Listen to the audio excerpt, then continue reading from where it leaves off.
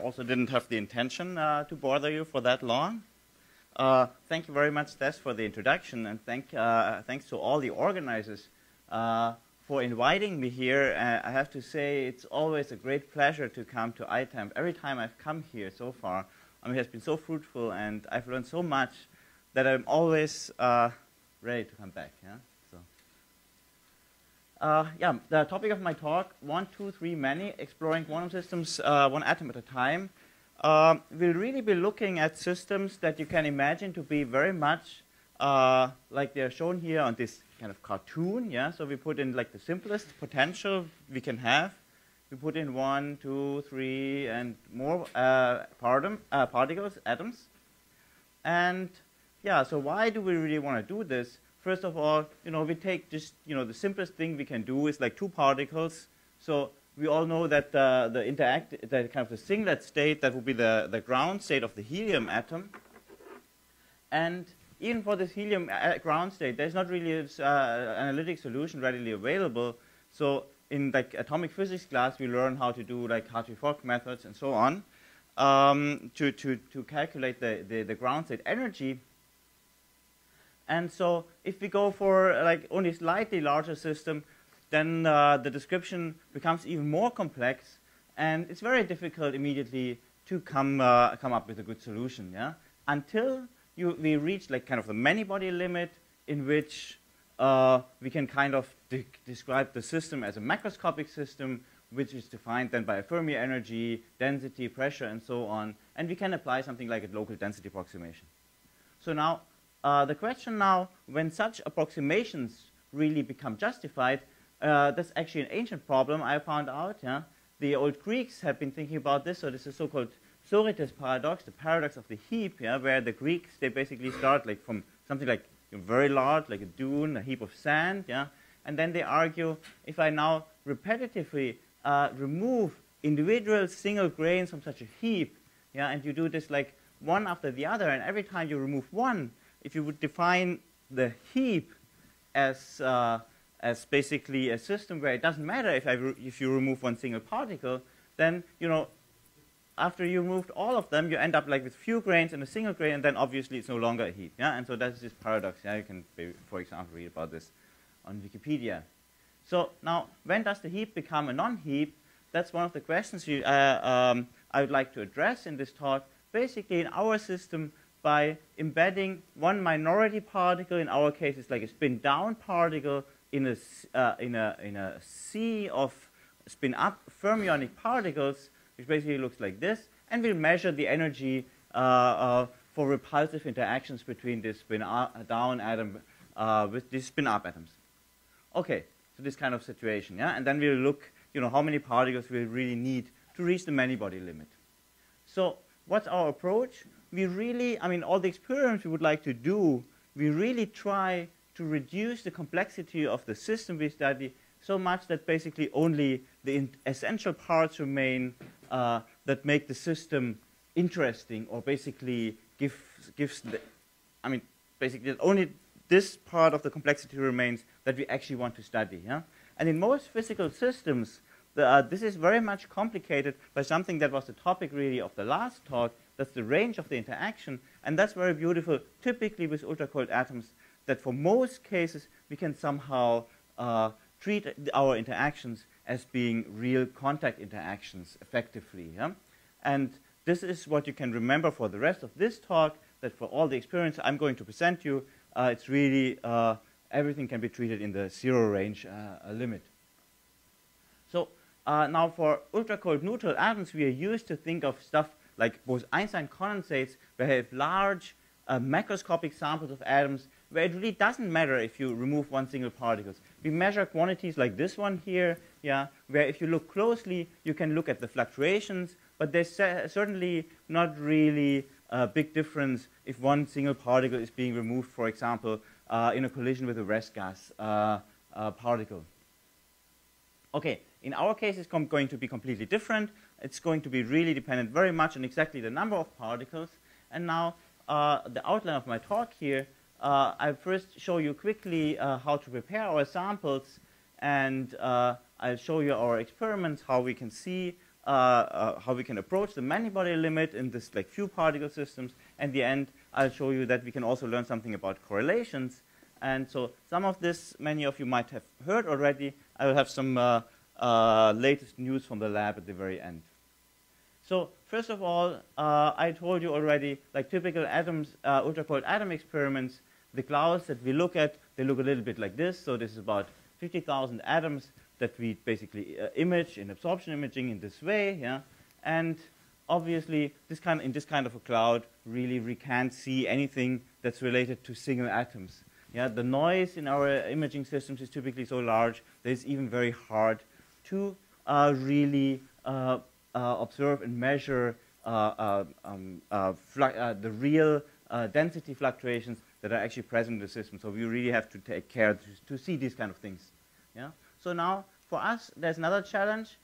First of all, if you really want to prepare systems basically in the ground state and with exact particle numbers, we really have to achieve a regime in which, so there should be an h bar here, h bar omega, so the trap frequency or the splitting between these vibrational levels is very large compared to the temperature. Basically, in this way, we would approach a scenario where we are very close to a zero energy limit, here zero temperature limit if you want.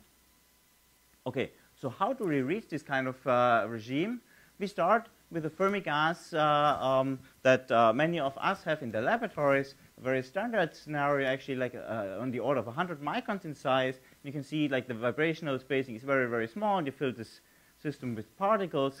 And now what I'm plotting here is simply the Fermi-Dirac distribution, assuming kind of it's just a sketch. Yeah. So you can see as we go lower and lower in energy, this the occupation number goes closer and closer to 1. And what we do now to this system, we superimpose a very tiny, we call that microtrap because it's micrometer in size, so it's not really to scale here. It's much, much smaller, in fact, compared to the large trap. Yeah? And suddenly, we make our Fermi energy a lot larger while we keep the same temperature because this reservoir is basically defining the temperature in our gas. Yeah? And in this way, if I now extend this Fermi-Dirac distribution, we really go to a regime where the occupation number in this gas is really very close to 1. So locally, we have a very large degeneracy. And if I put in numbers, then this comes up with something like 0.9999. Yeah? So for these lowest energy states here. So what we do is then we simply remove this reservoir, and we look at only this tiny microtrap. And now we want to exactly know how many particles we have to prepare a system with a particular number of atoms. And so, for example, in this case, we would tilt the potential applying a magnetic field gradient in such a way that there's, for example, in this case, only 3 bound states left. This will leave us then with 6 particles in total. Okay, so so what we also need, of course, is single atom detection. And this we simply do by recapturing the atoms from such a trap into our magneto-optical trap and basically count the fluorescence of the atoms. So that's such a CCD image for one individual particles. And then I can make a histogram where I basically integrate this fluorescence, plot it here basically along this axis, and see how many times for particular experiments a particular fluorescence occurs, and I get this histogram, which tells me that I am very well able to separate individual atom numbers. So basically, each of these p's correspond to a particular atom number that was present in a particular experiment. Okay, and in this way, and that's kind of relatively old by now, we can really prepare now individual atoms, showing here, if we tilt the trap to about this depth here, we prepare a system containing 2 particles, one spin up and spin down particle. Yeah. So this is kind of this histogram that corresponds to this. And if we tilt the trap to some other depth, for example, here 4 vibrational levels, we get 8 particles. And the histogram is almost as good as for the 2 particles. And we can even do this by playing some more tricks individually to obtain different atom numbers for the spin up and the spin down atoms. So what you should also note here, now I was always sketching these systems here just as being a one-dimensional harmonic potential, and this is actually very close to the real physical system we have, because the trap we are making has an aspect ratio of about 1 to 10, which means the first radial excitation is way up here. And so as we fill in only a few particles in this trap, there will be no radial excitation present in the system. And we can really think for more or less everything that I'm going to show in this talk, we can really think of the system we are studying as being a one-dimensional system. So far for all these experiments, we tune the interactions exactly to 0. But now, basically, the interesting part starts when we now dial in some interactions. So what really happens when we dial in some interactions? And what we can do here, we use so for all these experiments that we do, we use lithium-6 atoms. And so this is the ground state of our lithium-6 atom. So this is our spin down and spin up states that we use. And this is now, we can nicely tune this, the interaction strength between these two with a Feshbach resonance in a range of a few hundred Gauss. Okay, so now we need to take into account furthermore the one-dimensional nature of our trap. And here Maxim Olshani has given us this very nice formula that we can apply to our system and basically obtain from the 3D scattering length a one-dimensional coupling strength. And this is what basically going to be governing the interactions in the system we study. So how do we really measure precisely the energy of our few-body systems? The best tool that we have available for this is really radio frequency spectroscopy. So basically, we can drive as a reference the spin down atom into yet another state. Actually, it's basically this would be our bare RF transition. Now, if there's another particle present which is also interacting with our spin down atom, then this transition frequency will be shifted by the interaction energy delta E.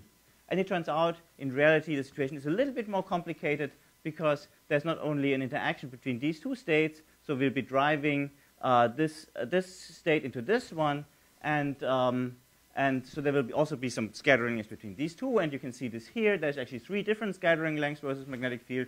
So in the end, we have to take into account the interaction in the final state as well, but you don't need to bother with these details for the rest of the talk as well. Yeah. So what we are going to measure is we are going to measure now the interaction energy for these different systems here. Yeah. So basically, starting with a spin down atom, and then adding more and more spin up particles, and we're going to flip the spin of this spin down particle here. So what this looks like is shown here for one particular interaction strength. So you see here flipping the spin of a bare particle, a single particle. So this is what we give the interaction shift of delta nu equals 0. So that's basically the bare transition. And now, as we add more and more particles, the energy required to flip this one single spin will change as a function of basically majority particle number that's present. Yeah? We can plot now this energy shift here as a function of like majority particles in this way, yeah, and we get a behavior which typically looks something like the square root of the number of particles, which would be kind of the density of the majority of our Fermi C, if you want. And we can do this for different interaction strength, and then we get different slopes for these curves. So now, how from this data can we obtain kind of a many-body limit? Yeah, because I mean, in this graphs, of course, these curves will just go on to infinity as we increase the particle number. Of course, for this purpose, we really need to normalize this energy shift with the proper energy scale of the system, and that's the Fermi energy. Yeah, and so that's what we do here. So basically, we plot here the energy over the Fermi energy, and what we also need to do is we need to normalize the coupling strength to make it a dimensionless unit, and here we really need to normalize with the Fermi momentum. And in this way, then we get basically dimensionless interaction strength. So that's like if you were plotting like 1 over KFA for a 3D system. And so what's shown here in this graph is first two theory curves. The first one is really, in these kind of units, the analytic solution of the two-particle problem that has been given by Thomas Busch in this paper. And the other curve here is the analytic solution for an infinite number of majority particles, so basically for the homogeneous situation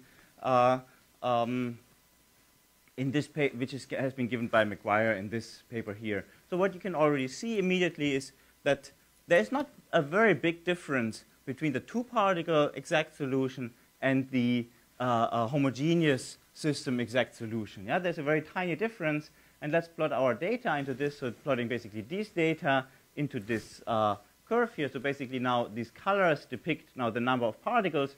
So then there is here three series of data with increasing particle number, and you can nicely see how these data first line up with the two-particle solution and then end up on this homogeneous system curve. To make this make this difference a little bit more visible, we can plot now the difference of these curves with respect to the two-particle solution. This is shown here. And so what you should note here is what we are plotting here is delta E over EF. And so the numbers here, this is up to 5%. So these error bars are really a fraction of 1% of the Fermi energy, if you want. So these really tiny error bars here, which allow us now to really observe the difference from this two-particle solution. And if you look closely, so this is a two-particle solution and increasing particle number, we go closer and closer and really approach with about 4 particles or so, or 5 particles, really nicely the many-body limit.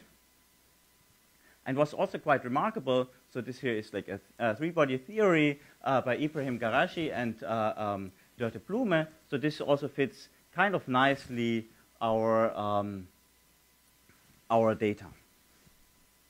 Okay, so somehow when we can see from this that at least in one dimension we reach like the many-body limit with very few particles, and you can somehow assume that this is kind of like a 1D polaron that we create, and it needs very, very few particles to actually be the many-body state. So now, the other question I would like to address in this talk is really now, so this will be the few particle many-body limit. Can we also learn something about correlations in these few particle systems? And for this, let me first go back again to like the two-particle case, just to get some conceptual idea of what's going on. And so basically, let's ask the question, so that's what we typically ask in many systems is, what is really the ground state, the singlet or the triplet state? And of course, without any interactions, it's always the singlet state, which has the lower energy. But now that we can ask the question, can we make the repulsion between these particles so strong that in the end, the triplet state will be the ground state? And this is also a question that you may ask for many spins, and then this is kind of this Stoner problem of itinerant ferromagnetism. If you increase the repulsion in a spin mixture of atoms so much that basically the system favors to separate the spins in order to avoid the repulsive energy between different spins. So now let's go back to the two atoms to get some intuition. So for our system, what is very nice is, so because it's a harmonic confinement, we can basically separate out the center of mass motion first of all, and then this is the Hamiltonian we have. Yeah? So this can be solved exactly, and it looks very much like the harmonic oscillator. There's only a delta function at x equals 0. Yeah? So basically, so for the non-interacting case, this will be the solutions. And obviously, if you look at this state here and any other antisymmetric state, this will be a solution for any interaction strength. So no matter whether the system is repulsive or attractive, these antisymmetrics, any antisymmetric solutions will always be a solution. So this already tells us, okay, antisymmetric states, they don't interact, and that's also why we don't have any interaction between identical fermions in the end. So now let's look at the symmetric states like this one here. What happens is, as we increase the repulsion, the two particles have to separate until at infinite interaction strength, you have to have a 0 at x equal at the distance of 0 between the two particles. And that's also the case for any of the symmetric solutions of this system. Yeah? Whereas if you have attractive interaction, this ground state basically obtains some finite probability at x equals 0 with infinite interaction, so this will no longer be a universal state if you want. Yeah? So we will not consider this kind of system for the rest of the talk. But what's also interesting is like taking this state here and dialing in some attractive interaction and letting this attractive interaction go to infinity, then the state evolves and becomes exactly the same as this one. So these two solutions are exactly the same. So now, as we can now dial in the interaction in such a way that we can first go to infinitely repulsive interaction, then come back from infinite attraction, we can basically continuously go from this kind of a state to this state, and then on to the second excited vibrational level in our trap. And so basically, if I plot this in energy for our system, so this is 1 over g here, what I'm plotting. So on this side will be repulsive, on this side will be attractive. The energy of these states will really behave like this, starting from the ground state of the harmonic oscillator, going to the second vibrational level, and just on the divergence of the coupling strength, the energy of this state will be exactly the same as that of two spin polarized fermions, or the triplet state. And so that's why we call this kind of the fermionized state. Okay, so now this was only for two particles. For two particles, correlations are kind of obvious, yeah? But now we can ask the question, what's the energy of these states, first of all, for more than two atoms? In particular, we are interested in this regime here, because for two particles, we can see now this particular state here has a larger energy than the triplet state or the spin polarized state. Yeah? So here, the spin mixture has a larger energy than the spin polarized state. Yeah? And so somehow this kind of relation should also hold for more than two particles. And what's shown here is a calculation by Ibrahim and Dörte for this, basically the three-particle spectrum here for our system. And these points here are like radio frequency measurements from my group, and which you can see they fit very well the theory data. But you can also see there's lots and lots of states close to the divergence of the coupling strength. But you can also see there's one state that basically crosses all this forest of states, which behaves very much like this two-particle state.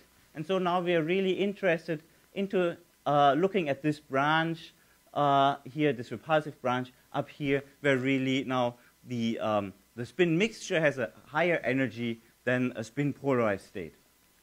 So what we do is basically for this experiment, we ask the question, if we now tilt the trap in such a way that one of these three particles of a three-particle system, two spin ups and one spin down, tunnels out of the trap, which guy is going to be the one to leave? Is it going to be a spin up or a spin down particle?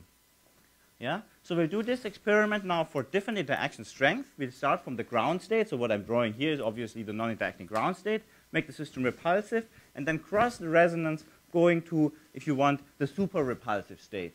And if we do this, so here's again the interaction strength. So this is the repulsive side, attractive side. What you can see at very low repulsion, it's more or less what you expect, that this majority spin up particle will leave the trap. Basically, this is plotting the probability that this single spin down particle leaves. But then as the repulsion is increased and we cross this resonance, there's more and more spin down particles that are actually leaving the trap until we reach a limit of a little bit more than 50% probability for this individual spin down particle to leave the trap. We can do the same experiment also for more majority particles. The most extreme case here is 4 spin up particles, 1 spin down particles, and we still obtain a situation where with about a half probability, this individual single spin down particle that has been sitting in the ground state of the trap originally actually leaves the trap. And so now what does this tell us about correlations? That's not quite the full story yet, because we want to learn something about correlations here. What we can do in a separate measurement, we can now ask the question, what's exactly the state that these, so let's go back to 3 particles to get some better understanding. Yeah? What's really the state these 2 atoms are in after this particle has left? We can actually make a measurement of what the spatial wave function is of these 2 particles, and it turns out that these 2 particles, no matter whether they are in, whether there's a composition of a one spin up and a spin down particle, or 2 spin up particles, these 2 particles will always have a total spin of 1.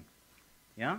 So that's basically so this will be kind of this situation, or there's 1 particle missing here, so that should be a spin up particle. Yeah. And they will always have this kind of antisymmetric wave function. Yeah. So basically, what we're obtaining is from a spin mixture, we're obtaining a spin polarized state. And this we obtain without having any selectivity in the process, removing our the single particle. So basically, somehow the idea is that we are separating a cloud, a spin mixture, along something like a domain wall. It's not really in space, yeah, to obtain in the end a spin polarized system. And this looks a little bit like magnetism in a many-body system, if you want. Yeah, we don't really have a good answer yet. How this comes about, but I can maybe, so we just, during the last few days here at ITAMP, we've been thinking about this together with Dörte and Ibrahim, and so the idea might be somehow a possible explanation here, just very sketchy, a subtle interplay between interaction and the harmonicity of the trap, where, for example, it just draws this now for 2 particles, so this kind of configuration will have the same energy as this one for a perfectly harmonic potential. But if there's some unharmonicity present and the distance between these vibrational levels gets smaller, then the energy of this state might be lower than the energy of this one, and this will kind of prefer these kind of states over these ones, and that could be the reason for obtaining these spin polarized systems. So it might be kind of a subtle effect after all. So this is already more or less the end. So the reason why we have no more results on this yet is okay, I have a summary first, so I've mixed it up, sorry. So to summarize, we can really observe how the few particles approach the many-body limit in 1 dimension, and we can observe correlations in a strongly repulsive few-body system. So now, after we've done these measurements, unfortunately or luckily, no matter how you put it, we had to move our experiments to a new building. So basically, so this is inside here is the apparatus that did all the experiments I've shown you. And sorry? Well, no, the students are actually watching all around. No, the students we didn't put in the box, no. And so here they are, the students also, yeah. So we are entering the new building here, and you can see the experiment just fit through the doors, yeah. There was not quite enough space for the bubble wrap, but the experiment just fit, yeah. So that was very lucky. And so as an outlook now, we have started to do new experiments. The experiments I just started operating again. And now what we are going to do is we are realizing like small multiple wells with a similar fidelity and similar control as we've been preparing this individual well to study something like, you know, basic building blocks of condensed matter, if you want. And this is kind of the system we have. We have an acousto-optic modulator with which we can control basically the position of the beam that we focus through an objective here. So that's also a new objective that we have now, which makes even smaller traps. And we can realize now multi-well potentials like this one, where we can tune the distance and in this way adjust tunneling and so on. And here there's some very first results that are actually from this morning. So luckily there's a time difference between Europe and the US East Coast. So my group did this morning, basically. So they filled into kind of a 2-well system. They prepared 2 atoms in the well 1, which they call it, yeah. And then,